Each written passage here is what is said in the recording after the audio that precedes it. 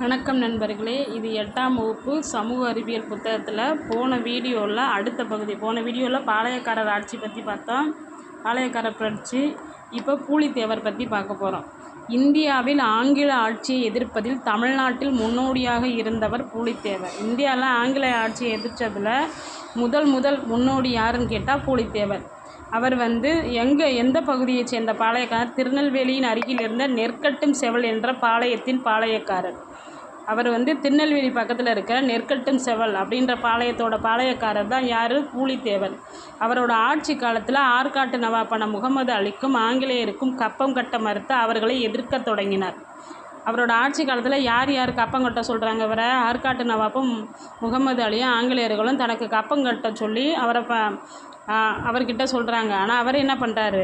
என்னால் வரி கட்ட முடியாதுன்னு சொல்லி யாரை எதிர்க்கிறாரு? ஆற்காட்டு நவாப் முகமது அலியையும் ஆங்கிலேயரையும். எனவே ஆற்காட்டு நவாப் மற்றும் ஆங்கிலேயரின் கூட்டுப்படைகள் பூலித்தேவரை தாக்கின. இதனால் கோபம் ஆற்காட்டு நவாப்பும் ஆங்கிலேயர்களோட கூட்டுப்படைகளும் பூலித்தேவர் மேலே போர் தொடுத்து போகிறாங்க. ஆனால் அக்கூட்டுப்படைகள் திருநெல்வேலியில் பூலித்தேவரால் தோற்கடிக்கப்பட்டன. அந்த 2 பேரோட படையையும் தோற்கடிச்சு திருநெல்வேலியில் பூலித்தேவர் தோற்கடிச்சிறாரு. இந்தியாவில் ஆங்கிலேயருடன் போரிட்டு அவர்களை தோற்கடித்த முதல் இந்திய மன்னர் பூலித்தேவர். ஆங்கிலேயர்களை தமிழ்நாட்டில் எதிர்த்து நின்ற இந்திய மன்னர் யாருன்னா அவர் தான் பூலித்தேவர். இந்த வெற்றிக்கு பிறகு பூலித்தேவர் நவாப் மற்றும் ஆங்கிலேயரை எதிர்க்க பாளையக்காரர்களின் கூட்டமைப்பை உருவாக்க முயன்றார். இவங்களை எதிர்த்து போராடணும் அப்படின்றக்காக நாம் ஒருத்தர் மட்டும் முடியாது அப்படின்னு சொல்லிட்டு இப்போ 72 பாளையங்கள்லாம் ஒட்டுமொத்த பாளையக்காரர்களையும் சேர்த்து ஒரு கூட்டமைப்பை உருவாக்கணும் முயற்சி செய்கிறார் பூலித்தேவர். 1759 யூசுப் கான் தலைமையிலான ஆற்காடு நவாப்பின் படைகள் நெற்கட்டும் செவலை தாக்கின. இப்போ ஆற்காடு நவாப்போட படைகள் யார் தலைமையில் வருதுன்னா யூசுப் கான் அப்படின்றவரை தலைமையில் 1759 வருது. அது எங்கே போய் போர் தொடுக்கிறாங்கன்னா நெற்கட்டும் செவலை தாக்குறாங்க, போர் தொடுத்து போகிறாங்க. அப்போ எங்கே பூலித்தேவர் தோற்கடிக்கப்படுறாரு இந்த போரில்? எந்த ஊரில் தோற்கடிக்கப்படுறா? அந்தநல்லூர். 1759 யூசுப் கான் தலைமையில் ஆற்காட்டு நவாப்போட படைகள் நெற்கட்டும் செவலை நோக்கி போய் போர் தொடுக்கிறாங்க.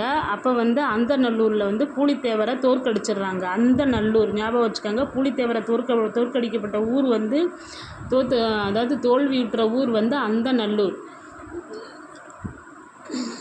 யார் தலைமையிலான படை பூலித்தேவரை போரிட்டு தோற்கடிக்குதுன்னா யூசுப் கான். அப்போ பூலித்தேவரை தோற்கடித்தவர் யூசுப் கான். 1761 ஆற்காடு நவாப்போட படைகள் நெற்கட்டும் செவலை கைப்பற்றியது. அப்போ ஆற்காடு நவாப்போட படைகள் நெற்கட்டும் செவலை எப்போ கைப்பற்றுதுன்னா 1761. இது எப்படி கொஸ்டின் கேட்பாங்கன்னா நெற்கட்டும் செவலை தாக்கி பூலித்தேவரை தோற்கடித்தது யாருன்னு கேட்பாங்க. யார் தலைமையிலான படைன்னு கேட்பாங்க. அது யூசுப் கான் தலைமையிலான படை. எந்த வருஷம்னா 1759. அதாவது ஆற்காட்டு நவாப் தலைமையிலான படைகள் நெற்கட்டும் செவலை கைப்பற்றிய ஆண்டு அப்படின்னு கேட்டால் 1761. யார் ஆற்காட்டு நவாப்போட படைகள் நெற்கட்டும் செவலை கைப்பற்றிய ஆண்டு அப்படின்னு கேட்டால் 1761 அப்படின்னு ஆன்சர் கொடுங்க. பூலித்தேவர் தலைமறைவு வாழ்க்கை வாழ்ந்து 1764 நெற்கட்டும் செவலை மீண்டும் கைப்பற்றினார். 1761 ஆற்காட்டு நவாப்போட படைகள் பூலித்தேவரை தோற்கடித்து நெற்கட்டும் செவலை கைப்பற்றிருச்சு. அப்போ பூலித்தேவர் என்ன பண்ணுறாரு?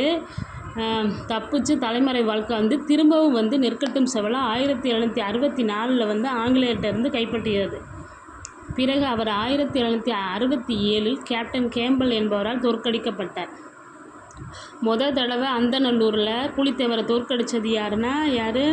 யூசுப் கான் தலைமையிலான ஆற்காட்டு நவாப்போட படைகள். ஆற்காட்டு நவாப்போட படைகள் நெற்கட்டும் செவலை கைப்பற்றிய ஆண்டு 1761. அது திரும்பவும் அந்த நெற்கட்டும் செவலை யார் தலைமறை வாழ்க்கை பூலித்தேவரை திரும்பவும் கைப்பற்றாரு. அப்படி பூலித்தேவர் கைப்பற்றிய ஆண்டு 1764. அப்போ கைப்பற்றி ஆட்சி செஞ்சுக்கிட்டு இருக்கும்போது திரும்பவும் ஒருத்தர் வராரு. யாருன்னா கேப்டன் கேம்பல்ன்றவர். அவர் என்ன பண்ணுறாரு? பூலித்தேவரை தோற்கடித்து நெற்கட்டும் செவலை 1767 கைப்பற்றிட்டார். பின்னாளில் பூலித்தேவர் தப்பித்து தலைமறைவாக வாழ்ந்து தனது நோக்கம் நிறைவேறாமலே இறந்து போனார். திரும்பவும் என்ன பண்ணுறாரு, பூலித்தேவர் எப்படியாவது ஆங்கிலேயர்கிட்டருந்து தன்னோட பாளையத்தை கைப்பற்றுன்னு நினச்சி தன்னோட ஆசை நிறைவேறாமலே தலைமறைவு வாழ்க்கை வாழ்ந்து இறந்து போகிறாரு. இருந்தாலும் விடுதலைக்கான அவரது துணிச்சலான போராட்டம் தென்னிந்திய வரலாற்றில் நிலைத்து நிற்கிறது. அப்போ 1759 யூசுப் கான் தலைமையிலான படை பூலித்தேவரை தோற்கடிக்குது. எந்த ஊரில்? அந்தநல்லூரில். எந்த வருஷம் ஆற்காட்டு நவாபோட படைகள் நெற்கட்டும் சேவலை கைப்பற்றுதுன்னா 1761. திரும்பவும் பூலித்தேவர் எப்போ நெற்கட்டும் சேவலை கைப்பற்றுறாருன்னா 1764. கடைசியாக பூலித்தேவரை தோற்கடித்து நெற்கட்டும் சேவலை கைப்பற்றியாருன்னா கேப்டன் கேம்பல் தலைமையிலான படைகள் 1767. அதுக்கப்புறம் என்ன பண்ணுறாரு, பூலித்தேவர் தலைமறைவு வாழ்க்கை தன்னோட ஆசை நிறைவேறாமலே இறந்தும் போயிடுறாரு. அடுத்து வீரபாண்டிய கட்டபொம்மன். கட்டபொம்மனோட முன்னோர்கள் எந்த மாநிலத்தை சேர்ந்தவர்கள்னா ஆந்திராவை சேர்ந்தவர்கள். கட்டபொம்மனின் முன்னோர்கள் எந்த மாநிலத்தை சேர்ந்தவர்கள்? ஆந்திராவை சேர்ந்தவர்கள். 11ஆம் நூற்றாண்டில் அவர்கள் தமிழ்நாட்டிற்கு இடம்பெயர்ந்தனர். அப்போ கட்டபொம்மனோட முன்னோர்கள் ஆந்திராவை சேர்ந்தவர்கள். எந்த நூற்றாண்டில் தமிழ்நாட்டுக்கு வந்தாங்கன்னா 11ஆம் நூற்றாண்டு. 11ஆம் நூற்றாண்டில் அவர்கள் தமிழ்நாட்டிற்கு இடம்பெயர்ந்தனர். பாண்டியர்களின் கீழ் நிலமானிய அடிப்படையில் பாஞ்சாலங்குறிச்சியை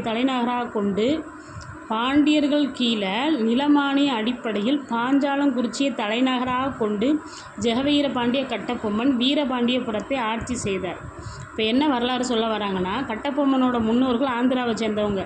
அவங்க எப்போ தமிழ்நாட்டுக்கு வந்தாங்கன்னா 11ஆம் நூற்றாண்டில்.